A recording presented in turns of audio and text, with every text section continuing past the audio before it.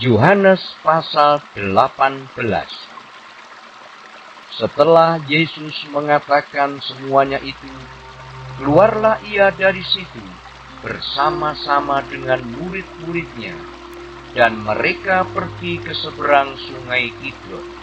Di situ ada suatu taman, dan ia masuk ke taman itu bersama-sama dengan murid-muridnya. Judas yang mengkhianati Yesus tahu juga tempat itu, karena Yesus sering berkumpul di situ dengan murid-muridnya. Maka datanglah Judas juga ke situ dengan sepasukan prajurit dan penjaga-penjaga bait Allah yang disuruh oleh imam-imam kepala dan orang-orang Farisi, lengkap dengan lentera, suluh, dan senjata. Maka Yesus, yang tahu semua yang akan menimpa dirinya, maju ke depan dan berkata kepada mereka, "Siapakah yang kamu cari?" Jawab mereka, "Yesus dari Nazaret." Katanya kepada mereka, "Akulah dia." Judas yang mengkhianati dia berdiri juga di situ bersama-sama mereka. Ketika ia berkata kepada mereka, "Akulah dia," mundurlah mereka dan jatuh ke tanah. Maka ia bertanya pula, "Siapakah yang kamu cari?" Kata mereka, "Yesus dari Nazaret." Jawab Yesus, "Telah kukatakan kepadamu, akulah dia. Jika aku yang kamu cari, biarkanlah mereka ini pergi." Demikian hendaknya supaya genaplah firman yang telah dikatakannya, "Dari mereka yang engkau serahkan kepadaku, tidak seorang pun yang kubiarkan binasa." Lalu Simon Petrus yang membawa pedang menghunus pedang itu, menetakkannya kepada hamba imam besar dan memutuskan telinga kanannya. Nama hamba itu Malkus. Kata Yesus kepada Petrus, "Sarukan pedangmu itu. Bukankah aku harus minum cawan yang diberikan Bapa kepadaku?" Maka pasukan prajurit serta perwiranya dan penjaga-penjaga yang disuruh orang Yahudi itu menangkap Yesus dan membelenggu dia. Lalu mereka membawanya mula-mula kepada Hanas, karena Hanas adalah mertua Kayafas, yang pada tahun itu menjadi imam besar. Dan Kayafaslah yang telah menasihatkan orang-orang Yahudi, Adalah lebih berguna jika satu orang mati untuk seluruh bangsa. Simon Petrus dan seorang murid lain mengikuti Yesus. Murid itu mengenal imam besar, dan ia masuk bersama-sama dengan Yesus ke halaman istana imam besar. Tetapi Petrus tinggal di luar dekat pintu. Maka murid lain tadi yang mengenal imam besar kembali keluar, bercakap-cakap dengan perempuan penjaga pintu, lalu membawa Petrus masuk. Maka kata hamba perempuan penjaga pintu kepada Petrus, "Bukankah engkau juga murid orang itu?" Jawab Petrus, "Bukan." Sementara itu, hamba-hamba dan penjaga-penjaga bait Allah telah memasang api arang, sebab hawa dingin waktu itu. Dan mereka berdiri berdiam di situ. Juga Petrus berdiri berdiam bersama-sama dengan mereka. Maka mulailah imam besar menanyai Yesus tentang murid-muridnya dan tentang ajarannya. Jawab Yesus kepadanya, Aku berbicara terus terang kepada dunia. Aku selalu mengajar di rumah-rumah ibadat dan di bait Allah, tempat semua orang Yahudi berkumpul. Aku tidak pernah berbicara sembunyi-sembunyi. Mengapakah engkau menanyai aku? Tanyailah mereka yang telah mendengar apa yang kukatakan kepada mereka. Sungguh, mereka tahu apa yang telah kukatakan. Ketika ia mengatakan hal itu, seorang penjaga yang berdiri di situ menampar mukanya sambil berkata, "Begitukah jawabmu kepada imam besar?" Jawab Yesus kepadanya, "Jikalau kataku itu salah, tunjukkanlah salahnya. Tetapi jikalau kataku itu benar, mengapakah engkau menampar aku?" Maka Hanas mengirim dia terbelenggu kepada Kayafas, imam besar itu. Simon Petrus masih berdiri berdiam. Kata orang-orang di situ kepadanya, Bukankah engkau juga seorang muridnya? ia menyangkalnya, katanya. Bukan, kata seorang hamba imam besar, seorang keluarga dari hamba yang telinganya dipotong Petrus. Bukankah engkau kulihat di taman itu bersama-sama dengan dia? Maka Petrus menyangkalnya pula, dan ketika itu berkokoklah ayam. Maka mereka membawa Yesus dari Kayafas ke gedung pengadilan.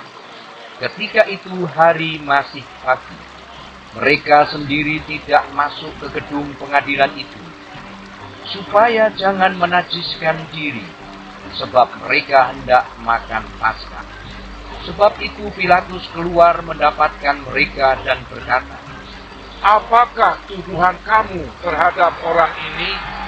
Jawab mereka kepadanya, Jikalau ia bukan seorang penjahat, kami tidak menyerahkannya kepadamu. Kata Pilatus kepada mereka, "Ambillah dia dan hakimilah dia menurut hukum Tauratmu." Kata orang-orang Yahudi itu, "Kami tidak diperbolehkan membunuh seseorang." demikian hendaknya supaya genaplah firman Yesus yang dikatakannya untuk menyatakan bagaimana caranya ia akan mati. Maka kembalilah Pilatus ke dalam gedung pengadilan, lalu memanggil Yesus dan bertanya kepadanya, "Engkau inikah raja orang Yahudi?" Jawab Yesus, Apakah engkau katakan hal itu dari hatimu sendiri? Atau adakah orang lain yang mengatakannya kepadamu tentang aku? Kata Pilatus, "Apakah aku seorang Yahudi?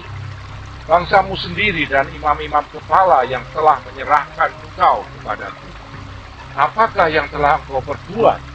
Jawab Yesus, Kerajaanku bukan dari dunia ini. Jika kerajaanku dari dunia ini, pasti hamba-hambaku telah melawan, supaya aku jangan diserahkan kepada orang Yahudi. Akan tetapi, kerajaanku bukan dari sini. Maka kata Pilatus kepadanya, "Jadi engkau adalah raja?" Jawab Yesus, Engkau mengatakan bahwa aku adalah raja. Untuk itulah aku lahir dan untuk itulah aku datang ke dalam dunia ini, supaya aku memberi kesaksian tentang kebenaran. Setiap orang yang berasal dari kebenaran mendengarkan suaraku. Kata Pilatus kepadanya, "Apakah kebenaran itu?" sesudah mengatakan demikian, keluarlah Pilatus lagi mendapatkan orang-orang Yahudi dan berkata kepada mereka, "Aku tidak mendapati kesalahan apapun padanya, tetapi pada kamu ada kebiasaan bahwa pada Paskah aku membebaskan seorang bagimu. Maukah kamu supaya aku membebaskan raja orang Yahudi bagimu?" Mereka berteriak pula, "Jangan dia! Serahkan Barabas!" Barabas adalah seorang penyamun. Yohanes pasal 19. Lalu Pilatus mengambil Yesus dan menyuruh orang menyesah dia. Prajurit-prajurit menganyam sebuah emas satu dan menaruhnya di atas kepalanya. Mereka memakaikan dia dua ungu, dan sambil maju ke depan, mereka berkata, "Salam, hai raja orang Yahudi." Lalu mereka menampar mukanya. Pilatus keluar lagi dan berkata kepada mereka, "Lihatlah, aku membawa dia keluar kepada kamu, supaya kamu tahu bahwa aku tidak mendapati kesalahan apapun padanya." Lalu Yesus keluar, bermahkota duri dan berjubah ungu. Maka kata Pilatus kepada mereka, "Lihatlah manusia itu."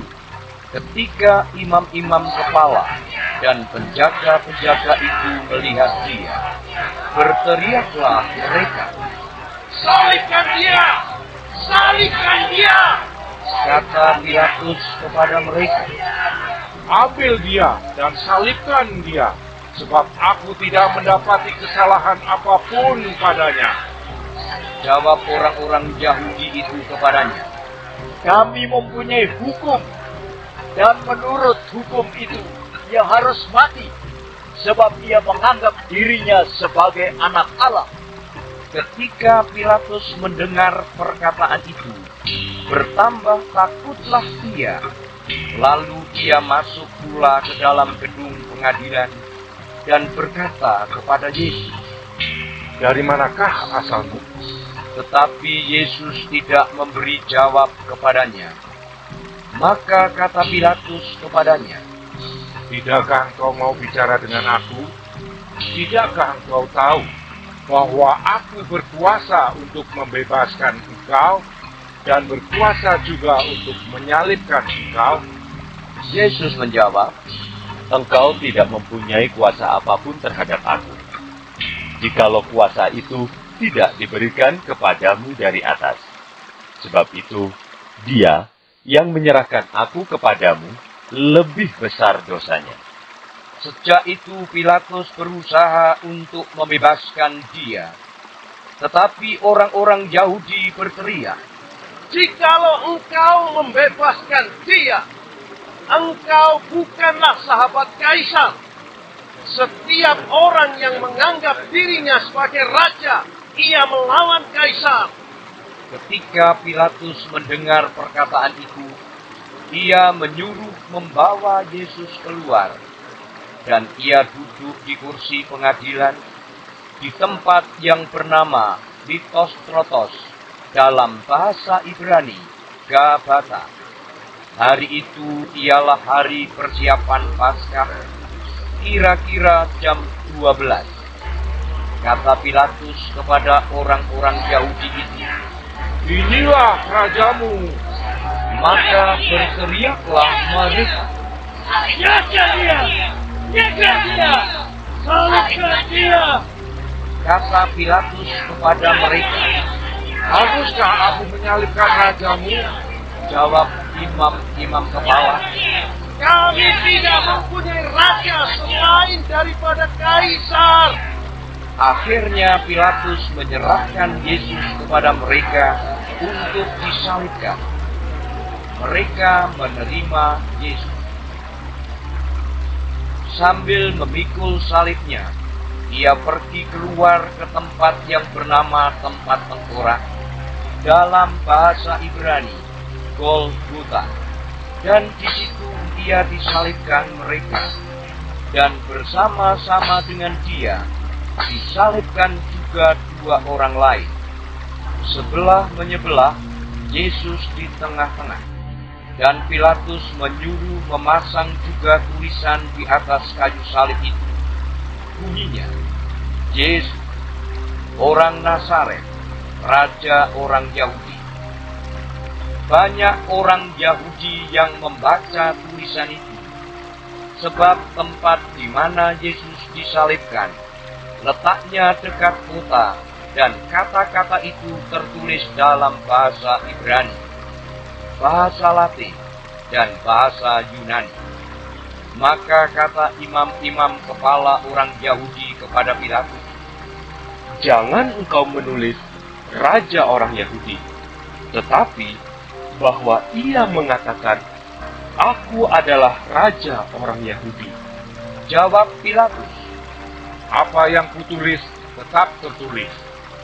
sesudah prajurit-prajurit itu menyalibkan Yesus, Mereka mengambil pakaiannya, lalu membaginya menjadi 4 bagian, untuk tiap-tiap prajurit 1 bagian.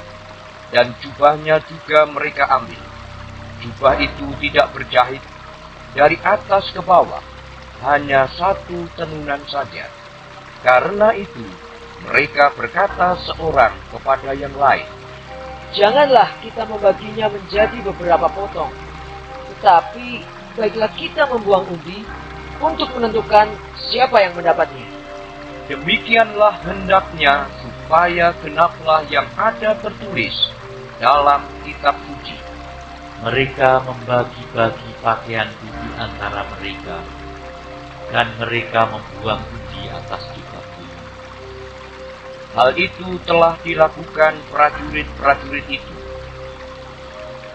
Dan dekat salib Yesus berdiri ibunya dan saudara ibunya, Maria, istri Klopas, dan Maria Magdalena. Ketika Yesus melihat ibunya dan murid yang dikasihinya di sampingnya, berkatalah ia kepada ibunya, "Ibu, inilah anakmu." Kemudian katanya kepada murid-muridnya, "Inilah ibumu." Dan sejak saat itu, murid itu menerima dia di dalam rumahnya. Sesudah itu, karena Yesus tahu bahwa segala sesuatu telah selesai, berkatalah ia, supaya genaplah yang ada tertulis dalam kitab suci, "Aku haus." Di situ ada suatu bekas penuh anggur asam. Maka mereka mencucukkan bunga karang yang telah dicelupkan dalam anggur asam pada sebatang hisop, lalu mengunjukkannya ke mulut Yesus. Sesudah Yesus meminum anggur asam itu, berkatalah ia, "Sudah selesai." Lalu ia menundukkan kepalanya dan menyerahkan nyawanya. Karena hari itu hari persiapan, dan supaya pada hari Sabat, mayat-mayat itu tidak tinggal tergantung pada kayu salib, sebab Sabat itu adalah hari yang besar, maka datanglah orang-orang Yahudi kepada Pilatus dan meminta kepadanya supaya kaki orang-orang itu dipatahkan dan mayat-mayatnya diturunkan. Maka datanglah prajurit-prajurit, lalu mematahkan kaki orang yang pertama dan kaki orang yang lain yang disalibkan bersama-sama dengan Yesus. Tetapi ketika mereka sampai kepada Yesus dan melihat bahwa ia telah mati, mereka tidak mematahkan kakinya, tetapi seorang dari antara prajurit itu menikam lambungnya dengan tombak, dan segera mengalir keluar darah dan air. Dan orang yang melihat hal itu sendiri, yang memberikan kesaksian ini, dan kesaksiannya benar, dan ia tahu bahwa ia mengatakan kebenaran, supaya kamu juga percaya. Sebab hal itu terjadi, supaya genaplah yang tertulis dalam kitab suci, tidak ada tulangnya yang akan dipatahkan. Dan ada pula nas yang mengatakan, mereka akan memandang kepada Dia yang telah mereka tikam. Sesudah itu Yusuf dari Arimatea, ia murid Yesus, tetapi sembunyi-sembunyi karena takut kepada orang-orang Yahudi, meminta kepada Pilatus supaya ia diperbolehkan menurunkan mayat Yesus. Dan Pilatus meluluskan permintaannya itu. Lalu datanglah ia dan menurunkan mayat itu.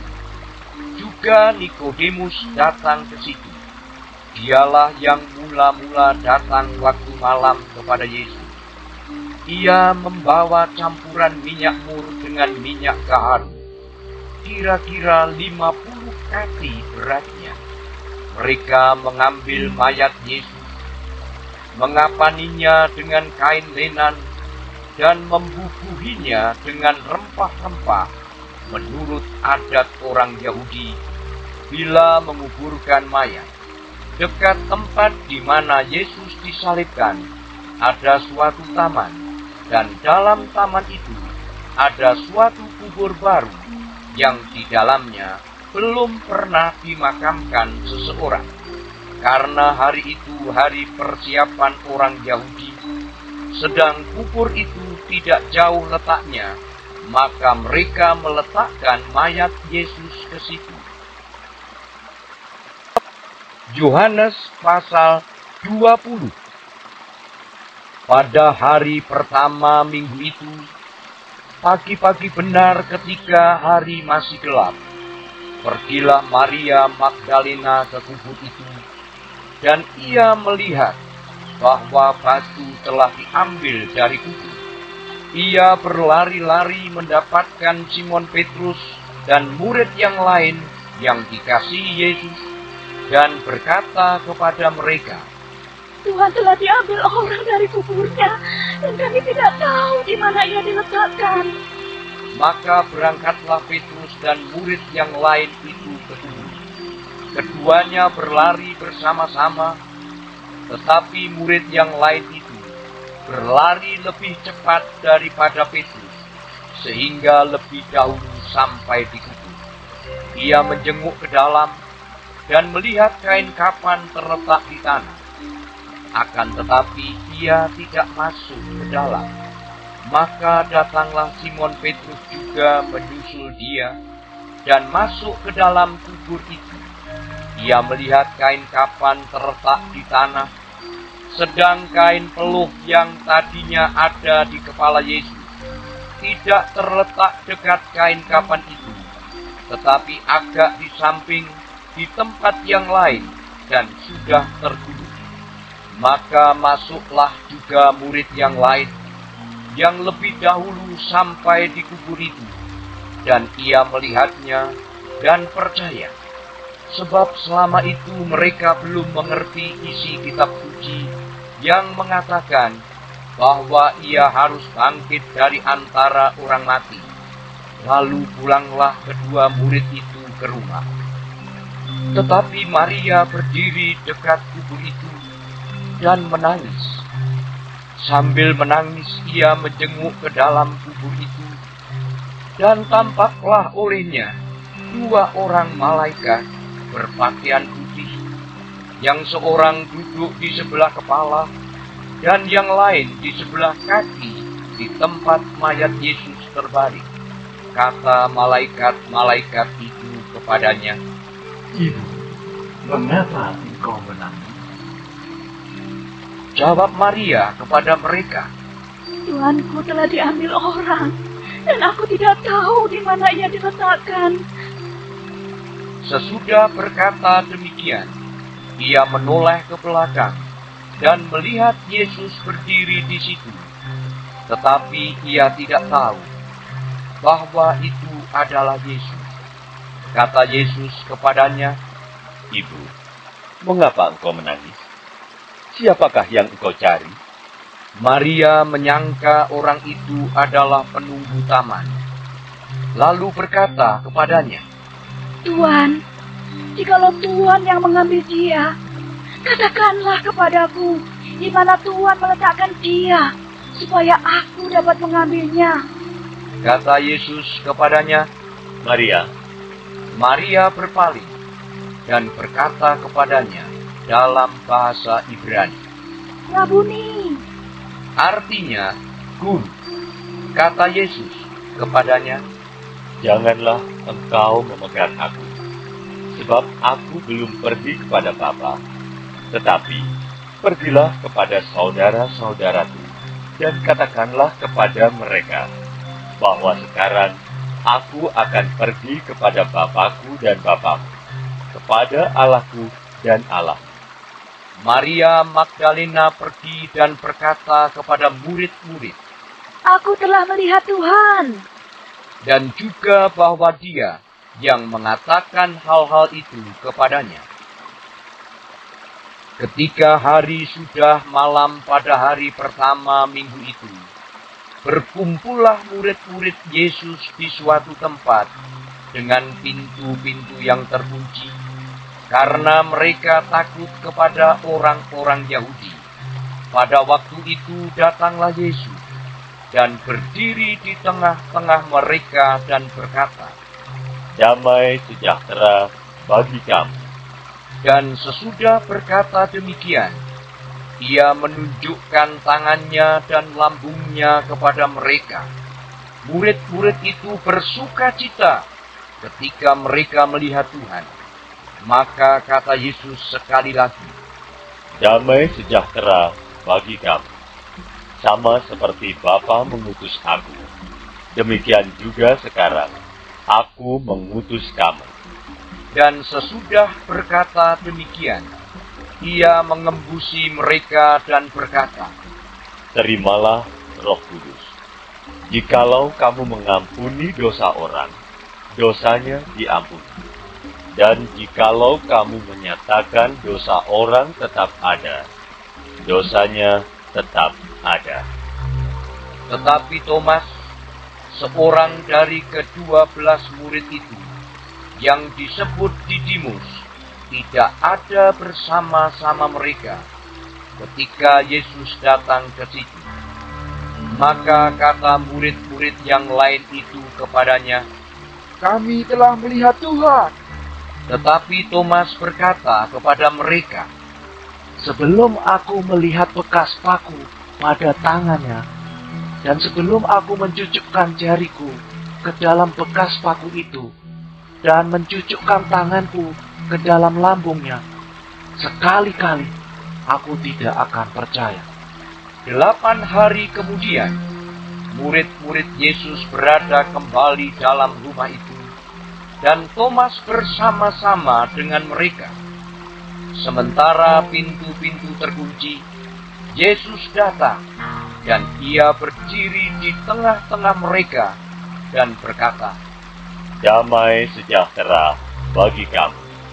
Kemudian Ia berkata kepada Thomas, "Taruhlah jarimu di sini, dan lihatlah tanganku. Ulurkanlah tanganmu, dan tujukan ke dalam lambungku, dan jangan engkau tidak percaya lagi, melainkan percayalah." Thomas menjawab Dia, Ya Tuhanku dan Allahku. kata Yesus kepadanya, "Karena engkau telah melihat aku, maka engkau percaya. Berbahagialah mereka yang tidak melihat, namun percaya." Memang masih banyak tanda lain yang dibuat Yesus di depan mata murid-muridnya, yang tidak tercatat dalam kitab ini, tetapi semua yang tercantum di sini telah dicatat, supaya kamu percaya bahwa Yesuslah Mesias, Anak Allah, dan supaya kamu oleh imanmu memperoleh hidup dalam namanya. Yohanes pasal 21. Kemudian Yesus menampakkan diri lagi kepada murid-muridnya di pantai Danau Tiberias, dan Ia menampakkan diri sebagai berikut. Di pantai itu berkumpul Simon Petrus, Thomas yang disebut Didimus, Nathanael dari Kana yang di Galilea, anak-anak Zebedeus, dan 2 orang muridnya yang lain. Kata Simon Petrus kepada mereka, Aku pergi menangkap ikan. Kata mereka kepadanya, Kami pergi juga dengan engkau. Mereka berangkat lalu naik ke perahu, tetapi malam itu mereka tidak menangkap apa-apa. Ketika hari mulai siang, Yesus berdiri di pantai. Akan tetapi murid-murid itu tidak tahu bahwa itu adalah Yesus. Kata Yesus kepada mereka, Hai anak-anak, adakah kamu mempunyai lauk pauk? Jawab mereka, "Tidak ada." Maka kata Yesus kepada mereka, Sebarkanlah jalamu di sebelah kanan perahu, maka akan kamu beroleh. lalu mereka menebarkannya, dan mereka tidak dapat menariknya lagi, karena banyaknya ikan. Maka murid yang dikasihi Yesus itu berkata kepada Petrus, "Itu Tuhan." Ketika Petrus mendengar bahwa itu adalah Tuhan, maka ia mengenakan pakaiannya, sebab ia tidak berpakaian, lalu terjun ke dalam danau. Murid-murid yang lain datang dengan perahu karena mereka tidak jauh dari darat, hanya kira-kira 200 hasta saja, dan mereka menghela jala yang penuh ikan itu. Ketika mereka tiba di darat, mereka melihat api arang, dan di atasnya ikan dan roti. Kata Yesus kepada mereka, Bawalah beberapa ikan yang baru kamu tangkap itu. Simon Petrus naik ke perahu lalu menghela jala itu ke darat. Penuh ikan-ikan besar, 153 ekor banyaknya, dan sungguh pun sebanyak itu, jala itu tidak koyak. Kata Yesus kepada mereka, Marilah dan sarapanlah. tidak ada di antara murid-murid itu yang berani bertanya kepadanya, "Siapakah engkau?" Sebab mereka tahu bahwa ia adalah Tuhan. Yesus maju ke depan, mengambil roti dan memberikannya kepada mereka. Demikian juga ikan itu. Itulah ketiga kalinya Yesus menampakkan diri kepada murid-muridnya sesudah ia bangkit dari antara orang mati. Sesudah sarapan, Yesus berkata kepada Simon Petrus, Simon, anak Yohanes, apakah engkau mengasihi aku lebih daripada mereka ini? Jawab Petrus kepadanya, "Benar Tuhan, Engkau tahu bahwa aku mengasihi Engkau." Kata Yesus kepadanya, Gembalakanlah domba-dombaku. Kata Yesus pula kepadanya untuk kedua kalinya, Simon, anak Yohanes, apakah engkau mengasihi aku? Jawab Petrus kepadanya, "Benar Tuhan, Engkau tahu bahwa aku mengasihi Engkau." Kata Yesus kepadanya, Gembalakanlah domba-dombaku. Kata Yesus kepadanya untuk ketiga kalinya, Simon, anak Yohanes, apakah engkau mengasihi aku? Maka sedih hati Petrus, karena Yesus berkata untuk ketiga kalinya, "Apakah engkau mengasihi aku?" Dan ia berkata kepadanya, "Tuhan, Engkau tahu segala sesuatu. Engkau tahu bahwa aku mengasihi Engkau." Kata Yesus kepadanya, Gembalakanlah domba-dombaku. Aku berkata kepadamu, sesungguhnya ketika engkau masih muda, engkau mengikat pinggangmu sendiri dan engkau berjalan kemana saja kau kehendaki. Tetapi jika engkau sudah menjadi tua, engkau akan mengulurkan tanganmu dan orang lain akan mengikat engkau dan membawa engkau ke tempat yang tidak kau kehendaki. Dan hal ini dikatakannya untuk menyatakan bagaimana Petrus akan mati dan memuliakan Allah. Sesudah mengatakan demikian, ia berkata kepada Petrus, Ikutlah aku. Ketika Petrus berpaling, ia melihat bahwa murid yang dikasihi Yesus sedang mengikuti mereka, yaitu murid yang pada waktu mereka sedang makan bersama, duduk dekat Yesus dan yang berkata, "Tuhan, siapakah dia yang akan menyerahkan engkau?" Ketika Petrus melihat murid itu, ia berkata kepada Yesus, Tuhan, apakah yang akan terjadi dengan dia ini? Jawab Yesus, Jikalau aku menghendaki supaya ia tinggal hidup sampai aku datang, itu bukan urusanmu. Tetapi engkau, ikutlah aku. Maka tersebarlah kabar di antara saudara-saudara itu bahwa murid itu tidak akan mati. Tetapi Yesus tidak mengatakan kepada Petrus bahwa murid itu tidak akan mati, melainkan, jikalau aku menghendaki supaya ia tinggal hidup sampai aku datang, itu bukan urusanmu. Dialah murid yang memberi kesaksian tentang semuanya ini, dan yang telah menuliskannya, dan kita tahu bahwa kesaksiannya itu benar. Masih banyak hal-hal lain lagi yang diperbuat oleh Yesus, tetapi jikalau semuanya itu harus dituliskan satu persatu, maka agaknya dunia ini tidak dapat memuat semua kitab yang harus ditulis itu.